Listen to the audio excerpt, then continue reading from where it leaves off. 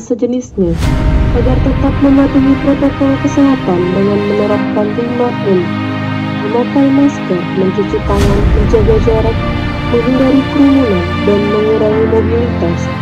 Sekali lagi kami menghimbau dan mengingatkan kepada seluruh masyarakat Aceh Utara agar tetap menerapkan protokol kesehatan, baik di kedai kopi, swalayan, maupun sejenisnya. Mari sama-sama kita memutus rantai penyebaran COVID-19 demi keluarga tercinta dan orang terdekat kita. Atas perhatiannya kami ucapkan terima kasih. Assalamualaikum warahmatullahi wabarakatuh.